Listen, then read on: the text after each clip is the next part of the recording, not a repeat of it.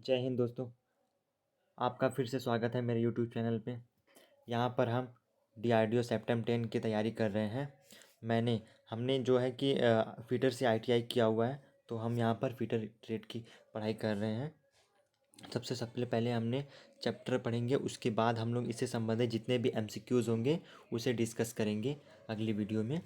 तो इससे पहले मैंने एक चैप्टर इसमें पढ़ा रुक रखा है, सुरक्षा और सावधानियाँ। अगर आपने नहीं देखा है तो आप जाके देख सकते हैं मेरी चैनल पे। तो चलिए सेकंड चैप्टर को देखते हैं, माप और माप लेने वाले औजार। तो माप मेज़रमेंट क्या होता है? कार्यशाला में कार्य करते समय जॉब या कार्य की माप जानना अति आवश्यक होती है। ठीक है, माप जानना अति आवश्यक है, जिसके लिए कारीगर अपनी कार्य कुशलता के अनुसार सही औजारों का प्रयोग करके जॉब के साइज को आकार में बनाता है। इसे ही कहते हैं मेज़रमेंट। अब देखते हैं मेज़रमेंट के कितने टाइप्स होते हैं। मेज़रमेंट 4 प्रकार के होते हैं। एक लीनियर होता है, लीनियर जिसमें हम सीधी रेखा में मापते हैं। और दूसरा एंगुलर माप, जिसमें एंगल में जो भी बना होता है जॉब वो उसको मापते हैं। रेडियल मतलब कि जो रेडियस में जो भी बने होते हैं त्रिज्या में, उसे मापते हैं। प्लेन सरफेस में जो बनी जॉब होती है उसे मापने के लिए। तो माप 4 प्रकार की होती है। तो लीनियर माप में देखते हैं कैसे मापते हैं। लीनियर माप में स्टील रूल के द्वारा मापते हैं, कैलिपर के द्वारा मापते हैं, माइक्रोमीटर के द्वारा, वर्नियर कैलिपर। ठीक है। एंगुलर में देखते हैं, एंगुलर में दो सीधी रेखाओं को आपस में क्रॉस करने से जो कोण बनता है इसे ही आप एंगुलर माप कहेंगे। इसके लिए हम प्रयोग करेंगे try square, angle protector, vernier bevel protector और साइन बार का। ये 4 चीज़ अपन इसके लिए प्रयोग करते हैं। रेडियल में क्या करते हैं, जब किसी जॉब की गोलाई में माप लेनी होती है तो उसे रेडियल माप कहते हैं। इसके लिए देखिए रेडियस गेज हम प्रयोग करेंगे। रिंग गेज एक होता है, रिंग गेज होता है जिसमें भी हम जॉब को रिंग के अंदर न डाल के उसकी साइज को मापते हैं। वैसे ही रेडियस गेज होता है, रेडियस जो टर्नर वाले होते हैं रेडियस गेज का प्रयोग करते हैं। इसे ही रेडियस गेज को ही ज़्यादातर टर्नर वाले यूज करते हैं जो गोल जॉब को मापने के लिए। ठीक है। चौथा है प्लेन सरफेस गेज की माप। प्लेन सरफेस गेज जो है उसकी सबसे पहले माप होगी हमारी स्ट्रेट गेज के द्वारा। स्ट्रेट एज होता है, ये प्लेन सरफेस की माप करता है, ये इंपॉर्टेंट है स्ट्रेट एज। और उसके बाद आता है सरफेस प्लेट, सरफेस गेज का प्रयोग करते हैं। डायल टेक्स्ट इंडिकेटर भी इसका उपयोग करके हम प्लेन सरफेस का माप करते हैं। अगला देखते हैं लंबाई की माप की मानक इकाइयाँ। क्या क्या स्टैंडर्ड पॉइंट्स हैं जो कि लंबाई को हम मापते हैं। ठीक है। तो 3 प्रकार के हैं। देखिए मानक लंबाई की माप जो होती है फुट में होती है, CGS में होती है, सेंटीमीटर में होती है और MKS पद्धति में होती है। ठीक है, 3 में। फुट में वैसे ही मानक स्टैंडर्ड क्या है, मानक स्टैंडर्ड जो होती है इसे, यह जो फ्रांस की राजधानी पेरिस में है, जो बाट और माप की अंतर्राष्ट्रीय कार्यप्रणाली 0 डिग्री सेल्सियस तापमान पर रखा हुआ। ये इंपॉर्टेंट, 0 डिग्री सेल्सियस पर प्लेटिनम और इरिडियम के छड़ रखी हुई है, जिसके बीच जो 2 चिन्ह बने हुए हैं। जो फ्रांस की राजधानी पेरिस में ये प्लेटिनम इरिडियम के क्षण है, उसमें ना माप 2 चिन्ह दिए गए हों, जिसे ही दूरी को मानक मीटर माना गया है। यह है स्टैंडर्ड मीटर। अगला देखते हैं, ऐसे हमारे भारत में भी है। भारत में जो है नई दिल्ली में हमारा रखा हुआ है जो स्टैंडर्ड मेज़रमेंट है, जो दूरी माप मीटर में है, वहाँ से हम लोग। अगला देखते हैं माप लेने की विधि। माप लेने की विधियाँ कितनी हैं? तो माप लेने की वैसे 2 विधि है। एक डायरेक्ट है, एक डायरेक्ट विधि है, प्रत्यक्ष प्रत्यक्ष विधि है डायरेक्ट, और एक होती है इनडायरेक्ट। 2 विधि होती है, एक डायरेक्ट और एक होती है इनडायरेक्ट। डायरेक्ट में हम लोग जैसे स्टील रूल लिए तो हम लोग मेज़रमेंट कर लिए, हाँ भैया 15 mm का ये जॉब है, तो इसे बोलेंगे डायरेक्ट मेज़रमेंट। अप्रत्यक्ष में इनडायरेक्ट, जैसे हमने ले लिया कि आउटसाइड कैलिपर ले लिया, माइक्रोमीटर ले लिया।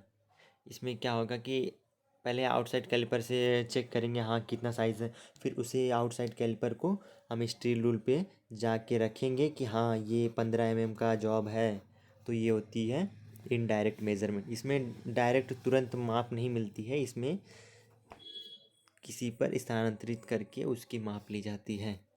स्टील रूल क्या होता है? स्टील रूल एक प्रकार का औजार है जो कार्यशाला में प्रयोग होता है।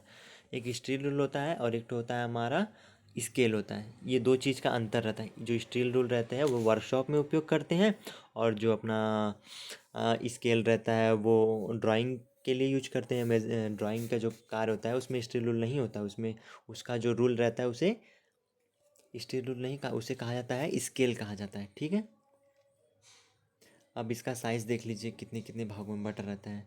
और बता दूं कि प्रत्येक सेंटीमीटर में आपको 1 सेंटीमीटर मिलेगा।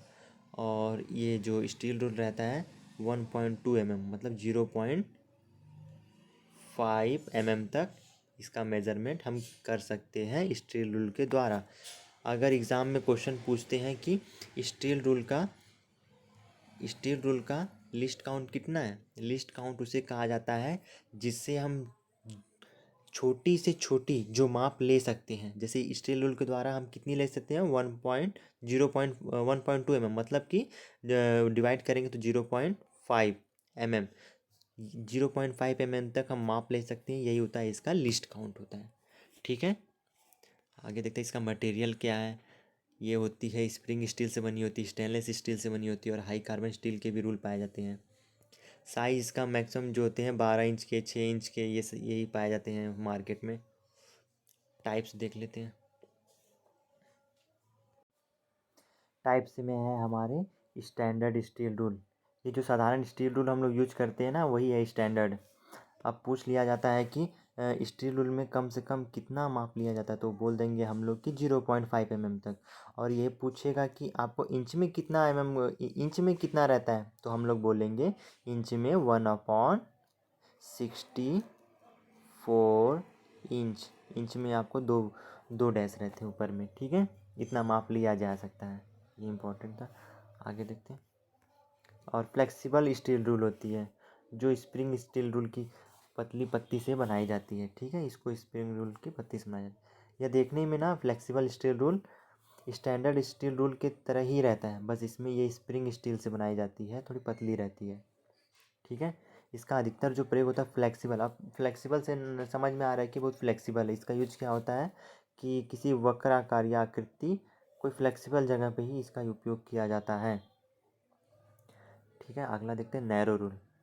नैरो से आपको समझ में आ रहा है कि बहुत सकरा, तो सकरे जगहों पे जो चौड़ी चौड़ी नालियों में खांचे की माप लेने के लिए इसका उपयोग किया है। बहुत नैरो होता है, सकरा टाइप होता है, बहुत पतली रहती है। ठीक है, ये देखिए इस स्टील रूल की चौड़ाई स्टैंडर्ड स्टील रूल की अपेक्षा कम होती है। सकरा है क्योंकि ना इसकी लंबाई तो सेम रहेगी, ठीक है, लेकिन इसकी चौड़ाई में कमी होती है नैरो रील की। और इसका उपयोग देख लीजिए कि जैसे चौड़ी नालियों के ग्रुप या खांचे की माप लेने के लिए। ठीक है, अगला देखते हैं हुक रूल हो गया। हुक, आपको समझ में आ रहा है हुक कि हुक कुछ हुक है या ऐसा रूल में। ठीक है, तो ये देखिए ये हुक रूल है, यहाँ हुक लगा हुआ है। इसको क्या होते हैं इनसाइड कैलिपर और डिवाइडर पर साइज को सेट करने के लिए। इस रूल में क्या होती है एक हुक लगी होती है जिसे हुक रूल इसे कहा जाता है। ठीक है, इसे किसी भी जो सुराख होते हैं वो या पाइप के अंदर आसानी से माप ली जा सकती है। पाइप के अंदर कहीं होल बना हुआ है उसमें फिट किया जाता है और उसकी माप ली जाती है। ठीक है, अगला देखते हैं श्रिंक रूल क्या है। श्रिंक, आपको श्रिंक से ये क्या समझ में आ रहा है, श्रिंक से आपको ये समझ में आ रहा है कि ये सिकुड़ता है। ठीक है, जो श्रिंक होती है सिकुड़ता है। तो इस स्टील रूल की जो साइज़ होती है हमेशा स्टैंडर्ड जो साइज़ है उससे थोड़ा कुछ इंच बड़ा रखा जाता है। ये देखिए कुछ इंच बड़े रखे जाते हैं। ठीक है, तो ये इसका उपयोग क्या होता है कि अधिकतर पैटर्न मेकर में प्रयोग किया जाता है। जो पैटर्न मेकर होते हैं मोल्डिंग जो मोल्डिंग यूज करते हैं, क्या होता है कि मटेरियल को मोल्ड करके उसे पिघला के उसका शेप बनाया जाता है। तो शेप में क्या होते हैं कि जब वो मोल्ड होने के बाद अपना थोड़ा सिकुड़ते हैं वो जो मटेरियल रहते हैं। और ये श्रिंक रूल क्या रहते हैं स्टैंडर्ड साइज से कुछ बड़े होते हैं। तो ये बड़े साइज का जब रहेगा तो जो भी मटेरियल रहेगा उसमें सिकुड़ के अपने स्टैंडर्ड साइज में आ जाता है, इसलिए इस रूल का प्रयोग किया जाता है। अब ये एग्ज़ाम में हमेशा पूछता है कि श्रिंक रूल का प्रयोग कहाँ किया जाता है, तो ये आप बोलेंगे कि पैटर्न मेकर में किया जाता है, मोल्डिंग शॉप वाले करते हैं।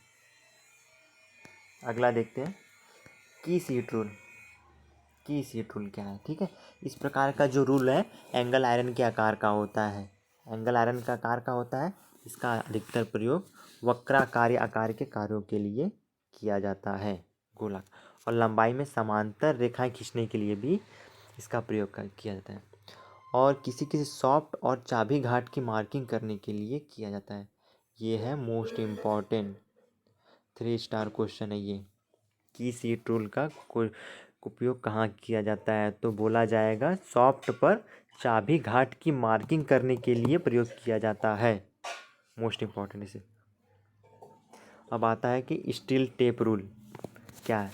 यह एक प्रकार का फ्लेक्सिबल रूल जो कि गोल आकार के डिब्बे में फिट रहता है, ठीक है। स्टील टेप रूल है वो गोल आकार के डिब्बे में फिट रहता है। ये 6 इंच से 2 मीटर तक पाए जाते हैं। इसका प्रयोग टेढ़ी मेढ़ी सतहों की माप लेने के लिए किया जाता है। टेढ़ी मेढ़ी सतहों की माप लेने के लिए किसका प्रयोग किया जाता है, स्टील टेप रूल का प्रयोग किया जाता है। अब देखिए, जो मैंने आगे बताया था कि इस रूल और स्केल में क्या अंतर है। जो रूल होते हैं इसका अधिकतर प्रयोग वर्कशॉप में जॉब की माप लेने के लिए किया जाता है, और जो स्केल होता है उसका प्रयोग ड्राइंग और रेखा चित्र बनाने के लिए किया जाता है। ये मोस्ट है, ये आपको ना इंटरव्यू या कहीं भी आपको क्वेश्चन ये पूछे जा सकते हैं। इंटरव्यू में पूछ देगा स्टील और रूल में क्या अंतर है, इसे आप ध्यान रखिएगा। अब क्या क्या सावधानियां हैं, प्रिकॉशन, कि स्टील रूल को किसी कटिंग टूल में ना रखें और पेचकस की तरह यूज ना करें, और अच्छी तरह से साफ कर देना चाहिए कार्य होने के बाद। समय समय पर इसमें हल्का हल्का तेल या ऑयल करना चाहिए इसमें। नेक्स्ट टॉपिक है हमारा कैलिपर। ये भी इम्पोर्टेंट टॉपिक है, इसमें से भी क्वेश्चन आते हैं। कैलिपर क्या है। कैलिपर, सबसे पहली बात है कि ये कैलिपर एक अप्रत्यक्ष मापी उपकरण है, औजार है।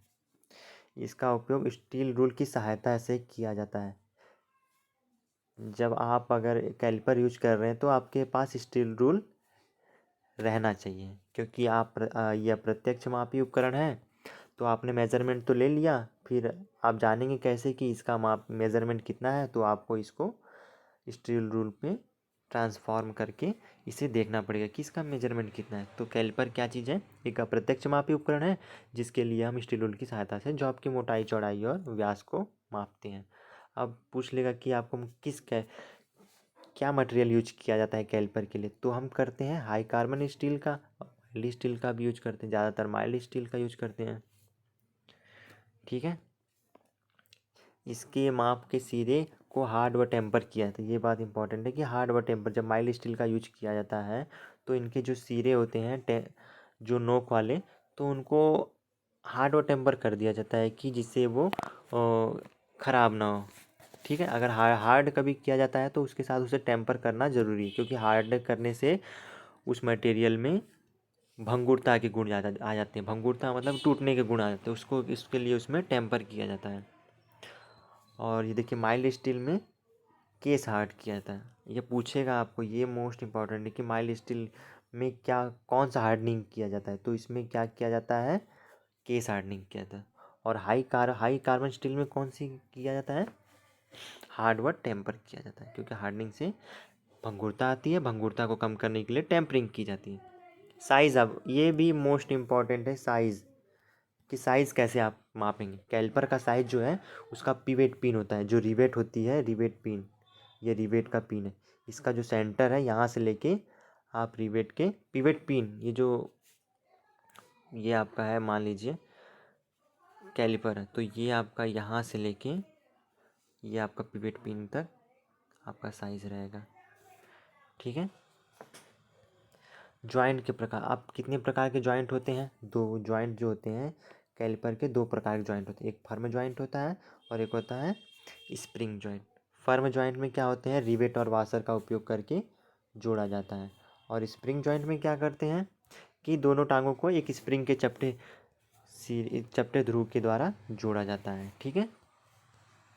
ये देखिए, आप कुछ यहाँ कैलिपर देखने को मिल रहे होंगे।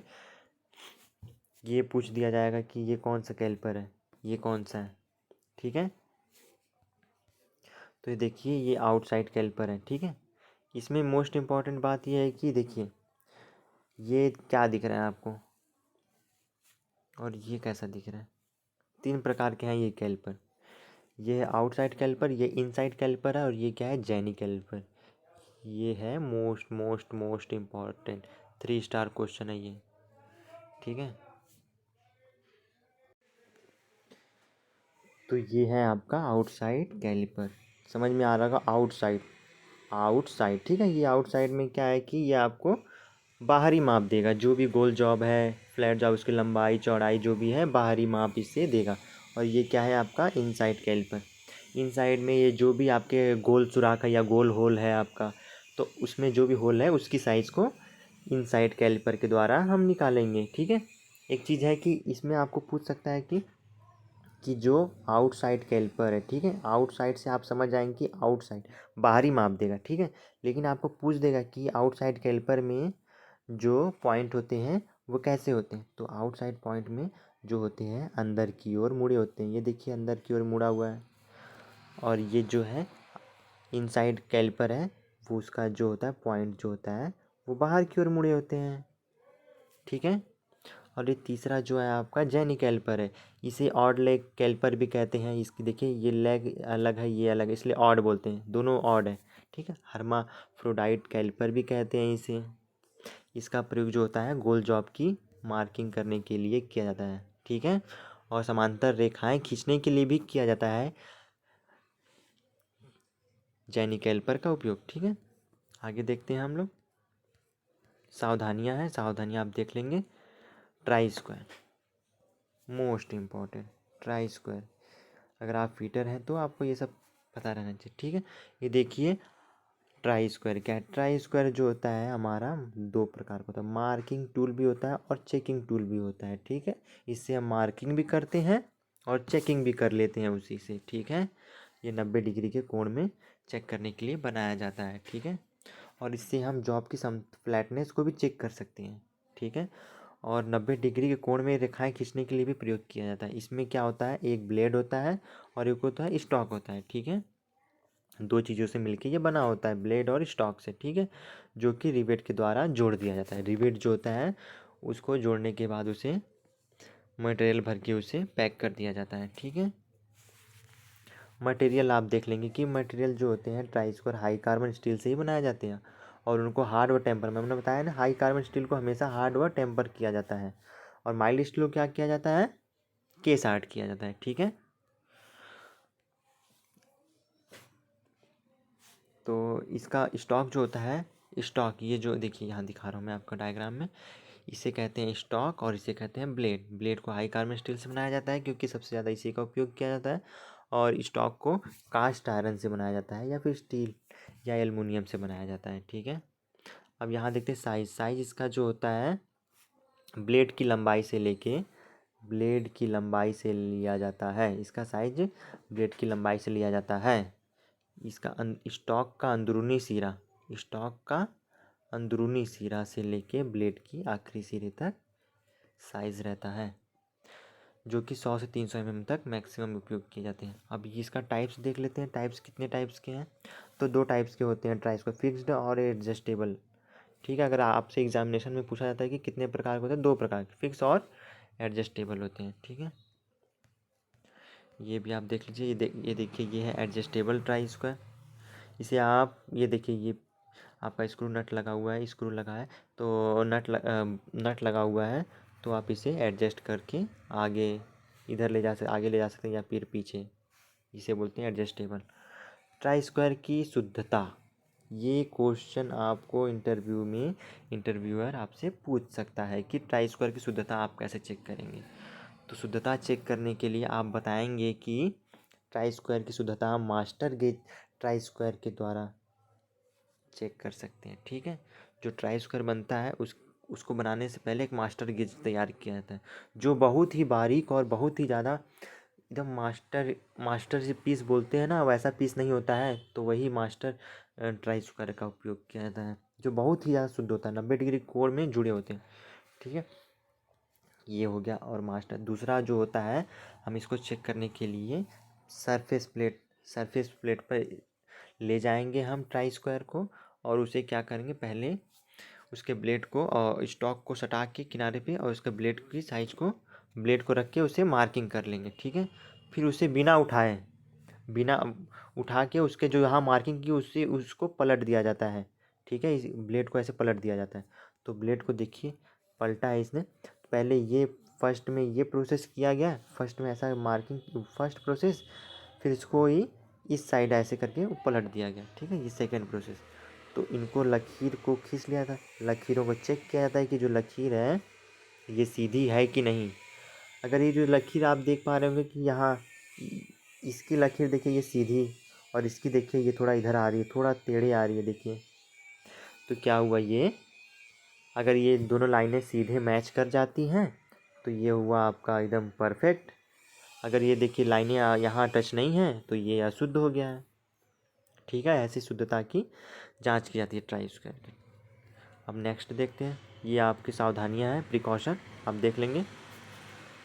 अब देखिए सबसे महत्वपूर्ण, ये सब आपको याद रहने चाहिए, ये बहुत ही मोस्ट है, ठीक है, कि मीट्रिक पद्धति में स्टील रूल का जो लिस्ट काउंट होता है, मैंने बताया था कि आपको 0.5 mm तक हम जो कम से कम माप ले सकते हैं स्टील रूल के द्वारा वो 0.5 mm तक है, ठीक है। इसे ही हम कहते हैं लिस्ट काउंट। ऐसे ब्रिटिश पद्धति में इसे क्या बोलेंगे हम, 1.1/64 इंचेस, ठीक है।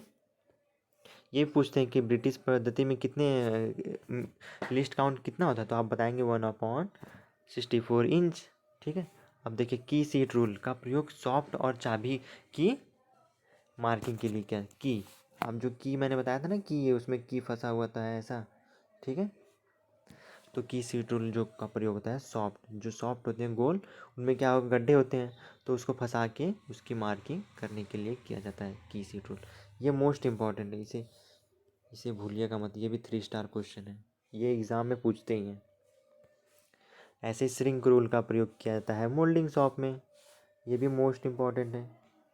और स्टील रूल एक क्या होते हैं, इनडायरेक्ट जो औजार होते हैं, ये प्रत्यक्ष मापी होते हैं, स्टील रूल प्रत्यक्ष होते हैं, ठीक है, आपको तुरंत उसकी रिजल्ट दे देंगे कि कितना माप है। और आउटसाइड कैलिपर जो है अप्रत्यक्ष मापी होते हैं। अब क्या है कि पाँचवा नंबर है कि गहरे सुराख के लिए स्लॉट की माप के लिए नैरो रूल, जो शक्करे जो होते हैं, ठीक है। ट्राई स्क्वायर का साइज स्टॉक के अंदरूनी सिरे से ब्लेड के अंतिम सिरे तक लिया जाता है। ये सारे क्वेश्चन आपको मोस्ट इंपॉर्टेंट है, याद रहने चाहिए, ठीक है। ध्यान रखिएगा दोस्तों ये सब, ठीक है दोस्तों, मिलते हैं अगले वीडियो में। इसके जो भी इम्पोर्टेंट MCQs हैं जो एग्ज़ाम में पूछे गए हैं, मैं उसको नेक्स्ट की वीडियो में आपके लिए लेके आ रहा हूँ। धन्यवाद दोस्तों।